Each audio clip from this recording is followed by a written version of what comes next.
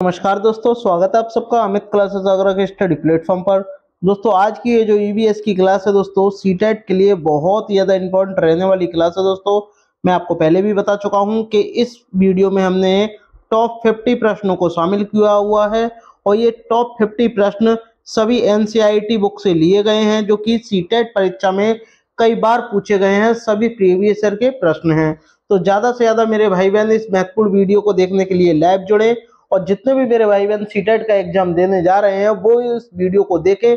उनके लिए बहुत ज्यादा महत्वपूर्ण रहने वाली ये वीडियो होगी दोस्तों।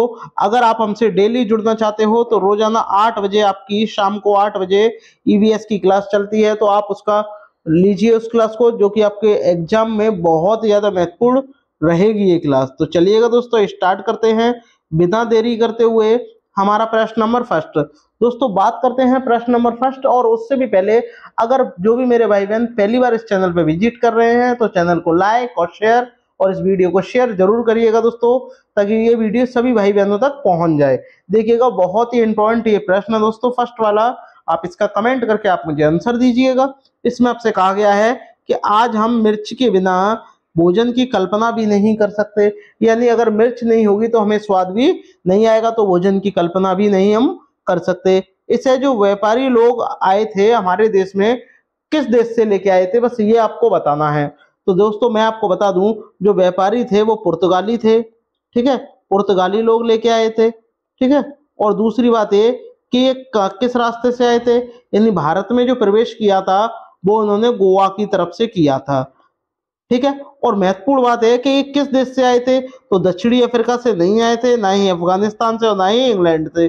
कहां से आए थे? दक्षिणी अमेरिका से आए थे। तो जो आपका ऑप्शन डी है मेरे भाई, वो करेक्ट हो जाएगा।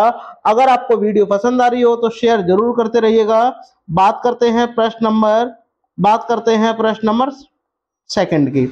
बताइएगा, इसमें नारियल डली हुई किसी भी करी के साथ उबला हुआ टेपियोका निम्नलिखित में से किस क्षेत्र का प्रिय भोजन है। अब आपको प्रिय भोजन बताना है। तो देखिएगा, जब भी बात आ जाए टेपियोका की तो आपको कुछ भी नहीं करना, बस आपको ऑप्शन जो सी है वो लगा देना है, यानी केरल, ठीक है। टेपियोका जो है कहाँ के लोग खाते हैं? केरल के लोग खाते हैं, ठीक है दोस्तों, इतना आपको ध्यान में रखना है। बात करते हैं प्रश्न नंबर थर्ड की। प्रश्न नंबर थर्ड का आप मुझे कमेंट करके आंसर बताइएगा। वेरी वेरी इंपॉर्टेंट प्रश्न है दोस्तों। पेट यानी मानवों के पेट में आमाशय रस की प्रवृत्ति होती है। आमाशय रस की प्रवृत्ति होती है स्टमक में, और वह भोजन के पाचन में सहायता करता है।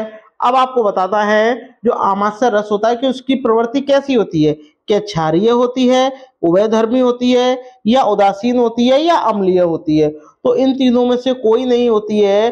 कैसी प्रकृति होती है? अम्लीय होती है, क्योंकि आपके स्टमक में हमेशा क्या है? एसिड बनता है, और एसिड के द्वारा ही आपका जो भोजन है जो आप ग्रहण करते हो वो पचता है, ठीक है दोस्तों। और ये जो एसिड होता है भोजन पचाने में बहुत ज्यादा सहायता करता है।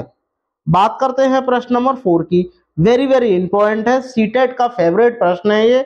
सरसों के तेल में बनी मछली कहाँ के लोग स्वादिष्ट तरीके से खाते हैं? अब आपको ये बताना है। बहुत ही आराम से खाते हैं, मजे ले लेकर खाते हैं। बताइएगा कहाँ के लोग खाते हैं। बताइएगा, जम्मू कश्मीर है, गोवा है, हांगकांग है, या केरल है। तो हांगकांग की सबसे पहले बात करते हैं, तो यहाँ सांप का मीट खाते हैं, ठीक है, सांप का मीट खाते हैं, जिसे लिंगहू फेन कहते हैं। केरल की बात करते हैं तो शांत घाटी जो राष्ट्रीय उद्यान है, शांत घाटी राष्ट्रीय उद्यान, ये आपका केरल में है। जबकि गोवा की बात करते हैं तो नारियल के तेल में बनी हुई मछली खाते हैं, ठीक है, नारियल के तेल में खाते हैं। और कौन सी मछली खाते हैं? समुद्री मछली खाते हैं। जबकि सरसों के तेल में बनी हुई मछली, ऑप्शन ए, जम्मू कश्मीर के लोग खाते हैं दोस्तों। जम्मू कश्मीर की बात करते हैं तो जम्मू कश्मीर में बहुत सारी महत्वपूर्ण झीलें, जैसे डल झील, नागिल झील, शेषनाग झील, ठीक है, बुलर झील, ये सारी कहाँ है? आपकी जम्मू कश्मीर में स्थित है दोस्तों। तो चलिएगा, आई होप आपको वीडियो पसंद आ रही होगी, तो शेयर जरूर करते रहिएगा। नेक्स्ट बढ़ते हैं आपके फेवरेट प्रश्न पर, सीटेट का। ये भी बहुत ही बढ़िया प्रश्न है। बताइएगा इसका राइट आंसर क्या होगा, कमेंट करके बताइएगा। निम्नलिखित में से मच्छरों द्वारा फैलने वाला रोगों का समुच्चय आपको बताना है कि इनमें से कौन सा है। तो सबसे पहले मैं आपको बता दूं, मच्छरों द्वारा जो रोग फैलता है इसके लिए इसका पता किसने लगाया था? ये पता लगाया था रोनाल्ड रॉस ने, और इसके लिए इनको 1902 में नोबेल पुरस्कार भी दिया गया था।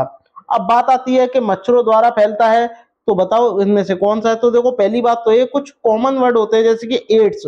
एड्स मच्छरों से नहीं फैलता, और एड्स मच्छर से नहीं फैलता तो क्या, और हैजा भी नहीं फैलता।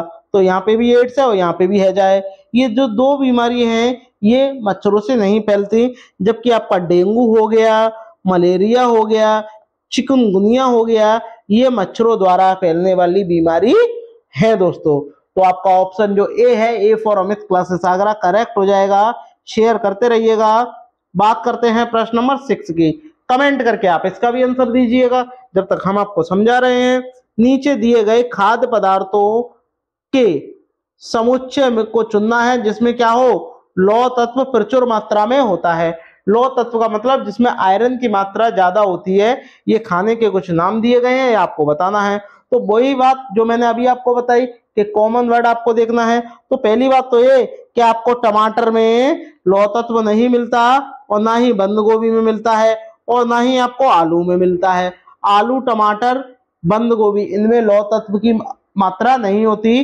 किस किस में होती है? देखो, आंवला में होती है, पालक में होती है, और गुड़ में होती है। तो आपका जो ऑप्शन बी है वो करेक्ट हो जाएगा। इसमें लौह तत्व प्रचुर मात्रा में मिलते हैं। अगर आपको वीडियो पसंद आ रही हो तो शेयर जरूर करिएगा, और पहली बार वीडियो देख रहे हो तो सब्सक्राइब किए बिना नहीं जाना।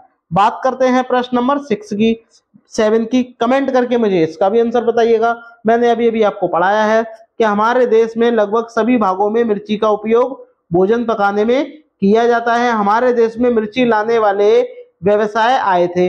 अब एक क्वेश्चन मैं आपसे पुटअप कर रहा हूं कि भाई, मिर्ची आने से पहले भी तो मिर्च का प्रयोग करते थे, तो वो कौन सी मिर्च का प्रयोग करते थे? कमेंट करके मुझे बताइएगा। अब मैं आपको बता दूं कि जो व्यवसाय आए थे वो कहां से? ऑस्ट्रेलिया से आए थे। आप बोलोगे गलत, अब ये भी हमें अपने पढ़ा था, उज्बेकिस्तान से भी नहीं आए थे, और ना ही अफगानिस्तान से आए थे। कहां से आए थे? दक्षिणी अमेरिका से आए थे। तो जो आपका ऑप्शन सी है वो करेक्ट हो जाएगा। बात करते हैं कि जब मिर्ची नहीं आई थी उससे पहले हम किस मिर्च का प्रयोग करते थे? उससे पहले हम काली मिर्च का प्रयोग करते थे। ठीक है, आपने देखी भी होगी, काली मिर्च गोल गोल होती है। ठीक है, तो ये आपको ध्यान में रखना है। बात करते हैं प्रश्न नंबर 8 की। कमेंट करके मुझे बताइएगा। बहुत ही बढ़िया प्रश्न है, सीटेट का फेवरेट प्रश्न है ये। बच्चों द्वारा कुछ सब्जियां बाजार से इकट्ठी की गई है, और आपको बताना है कि इस सामग्री को पहचान कर आपको बताना है कि जिनके भीतर बीज होते हैं, बस आपको वो पहचानना है। तो बताइएगा, ये जो आपको एक दिया गया है समूह, आप बताइएगा इनके भीतर बीज होते हैं या नहीं, और जिनके भीतर बीज होते हैं उनके आपको नाम बताने हैं। तो सबसे पहले देखो, आलू के भीतर बीज नहीं होते, आलू के भीतर बीज नहीं होते। ठीक है, और देखिएगा, टमाटर के भीतर भी बीज होते हैं, नाशपाती के भी भीतर बीज होते हैं, चीकू के भीतर भी होते हैं, भिंडी के भीतर भी होते हैं, करेले के भीतर भी होते हैं, और खीरे के भीतर होते हैं, लेकिन प्याज के भीतर नहीं होते। तो आपका ऑप्शन जो डी है वो करेक्ट हो जाएगा। टमाटर में भी होते हैं, नाशपाती, चीकू, भिंडी, करेला, खीरा, इन सभी में बीज होते हैं। तो आपका ऑप्शन जो डी है वो करेक्ट हो जाएगा। इन ऑप्शन भी सही थे, बट इसमें ये कुछ चीजें अधूरी रह गई थी, लेकिन सारी चीजें इसमें दी गई हैं, इसीलिए आपका जो ऑप्शन डी है वो करेक्ट हो जाएगा। आई होप वीडियो पसंद आ रही हो, शेयर जरूर करते रहिएगा। नेक्स्ट 9 वाला प्रश्न आ गया। निम्नलिखित में से कौन सी बीमारी रुके या इकट्ठे हुए पानी से होती है? बताइएगा। जब पानी इकट्ठा होगा तो वहां गंदगी फैलेगी, गंदगी फैलेगी तो वहां मच्छर आएंगे, और मच्छर आ जाएंगे तो आप तुरंत बता दोगे कि भैया वहां के लोगों को मलेरिया हो जाएगा। ऑप्शन जो आपका बी है वो करेक्ट हो जाएगा। चलिएगा आगे बढ़ते हैं। बात करते हैं प्रश्न नंबर 10 की। देखिएगा, रीना आम पसंद बहुत ज्यादा करती है, यानी रीना को आम बहुत पसंद है, और वह उन्हें जाड़े के लिए संरक्षित यानी इस तरीके से रखना चाहती है जिससे वो खराब ना हो। तो निम्नलिखित में से कौन सा तरीका संरक्षण के लिए सर्वाधिक उपयुक्त है? बताइएगा। क्या रेफ्रिजरेटर में रखेगी तो ज्यादा दिन तक सुरक्षित नहीं रहेंगे, प्लास्टिक के थैले में रखेगी तो भी नहीं रखेंगे, जूस तैयार करेगी तो थोड़ी देर बाद वो बेकार ही हो जाएगा, तो क्या, तो जो कच्चा आम होगा उसका क्या बना लेगी? अचार बना लेगी, या उनके आम पापड़ बना लेगी। तो आपका जो ऑप्शन ए है वो करेक्ट हो जाएगा। अब आप मुझे बताइए कि अगर हम किसी एक, मैं आपको आंसर बता रहा हूं, आप मुझे उसका आंसर बताइएगा, क्वेश्चन आपको बता रहा हूं कि सेब को हम संरक्षित कैसे करके रखेंगे, कमेंट करके आप मुझे बताइएगा। बात करते हैं प्रश्न नंबर 11 की, वेरी वेरी इंपॉर्टेंट है। निम्नलिखित में से हमारे देश के किस राज्य के अधिकतर लोग नारियल के तेल में पकी हुई समुद्री मछली बड़े स्वाद से खाना पसंद करते हैं, बताइएगा। अभी मैंने आपको बताया सरसों के तेल में बनी हुई मछली जम्मू कश्मीर के लोग, नारियल के तेल में बनी हुई समुद्री मछली कहाँ के लोग, गोवा के लोग बहुत ही स्वाद से खाते हैं दोस्तों। चलिएगा आगे बढ़ते हैं, बात करते हैं प्रश्न नंबर 12 का आप आंसर मुझे कमेंट करके बताइएगा।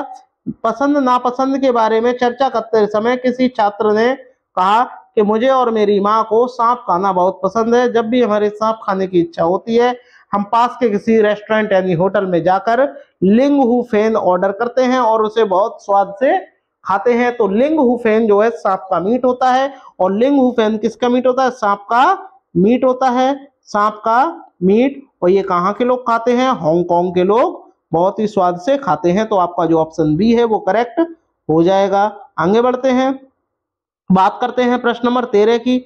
ये आपको बताना है नीचे दिए गए उस 3 राज्यों के समूह को चुनना है जिसके सभी राज्यों के समुद्री तट बंगाल की खाड़ी पर है। तो बंगाल की खाड़ी पर आपको बताना है, तो इधर आपकी बंगाल की खाड़ी होती है, इधर आपका अरब सागर है। तो सबसे पहले मैं आपको बता दूं कि महाराष्ट्र बंगाल की खाड़ी की तरफ नहीं है, तो ये भी कट हो जाएगा, और ना ही गुजरात है। महाराष्ट्र हुआ, गुजरात हुआ, गोवा हुआ, केरल हुआ और कर्नाटक हुआ, ये सभी अरब सागर की तरफ स्थित हैं। जबकि तमिलनाडु, कर्नाटक कर्नाटक इसमें गलत हो जाएगा, कर्नाटक भी नहीं होगा, ठीक है, ये ऑप्शन में इसमें गलत दे दिया है। तमिलनाडु है, उड़ीसा है, ठीक है, और इसमें क्या बोलते हैं उसको, आंध्र प्रदेश है, ये सभी क्या आ जाएंगे, पश्चिम बंगाल है, ये आपके बंगाल की खाड़ी की तरफ आ जाएंगे। 2 और हो जाएंगे, एक आपका पश्चिम बंगाल आपका हो जाएगा, और दूसरा आपका यहाँ हो जाएगा अरुणाचल प्रदेश, सॉरी आंध्र प्रदेश, ठीक है। तो ये आपको ध्यान में रखने हैं। तो ये आपके 2 हो गए और 2 ये हो गए, टोटल 4 जो है आपके बंगाल की खाड़ी की तरफ स्थित है। जबकि कर्नाटक हुआ, केरल हुआ, ठीक है, गोवा हुआ, गुजरात और महाराष्ट्र ये आपके अरब सागर की तरफ स्थित है, आपको ध्यान में रखना है। देखिएगा ये मैप भी दिया गया है, इसमें आप देखिएगा कि इधर आपका तमिलनाडु स्थित है, आंध्र प्रदेश स्थित है, उड़ीसा स्थित है और वेस्ट बंगाल स्थित है। टोटल 4 जो है बंगाल की खाड़ी की तरफ स्थित है, जबकि गुजरात हुआ, महाराष्ट्र हुआ, गोवा हुआ, कर्नाटक हुआ और केरल हुआ, ये आपका अरब सागर की तरफ स्थित है, आपको ध्यान में रखना है, ठीक है। वेरी वेरी इंपॉर्टेंट है प्रश्न है, सीटेट का चुनिंदा प्रश्नों में से एक प्रश्न है जो कि हर साल आपके परीक्षा में पूछा जाता है दोस्तों। आगे बढ़ते हैं, बात करते हैं प्रश्न नंबर 14, बताइएगा। मिनी माता एक रोग है जो ऐसी मछली खाने से होता है जिसमें अधिक मात्रा में पाया जाता है। तो बात करते हैं, देखो मिनी माता जो है एक शहर है, ये शहर है, और ये कहाँ का शहर है, ये एक जापान का शहर है, ठीक है। अब जापान का शहर है, जापान में एक स्थान है जिसका नाम क्या है, मिनी माता। वहां के लोग क्या है, ज्यादातर समुद्री मछली खाते हैं, और समुद्र का पानी खारा होने के कारण उसमें क्या है, मरकरी की मात्रा ज्यादा हो जाती है, मरकरी यानी पारे की मात्रा ज्यादा हो जाती है, और वहां के लोगों को मिनी माता रोग हो गया था पहली बार। और ये पहली बार कब देखा गया था, ये आपका पहली बार 1956 में देखा गया था, ये भी आपको ध्यान में रखना है। तो ज्यादातर मछली खाने से कौन सा रोग होता है, जो जिसमें अधिकतर क्या पाई जाए, मरकरी पाई जाए। तो आपका जो ऑप्शन सी है वो करेक्ट हो जाएगा। आगे बढ़ते हैं, बात करते हैं प्रश्न नंबर 15 की, जो कि वेरी वेरी इंपॉर्टेंट है दोस्तों। सीटेट का दोस्तों एग्जाम हो और उसमें रेगिस्तानी ओक और खिचड़ी ना पूछा जाए तो ऐसा तो हो ही नहीं सकता। तो देखिएगा रेगिस्तानी ओक के बारे में ये प्रश्न है, आपको बताना है। तो आपको बताना है रेगिस्तानी ओक एक वृक्ष है, सही बात है, जिसकी ऊंचाई हमारी कक्षा के कमरे के लगभग 4 मीटर तक ऊंची होती है, ठीक है।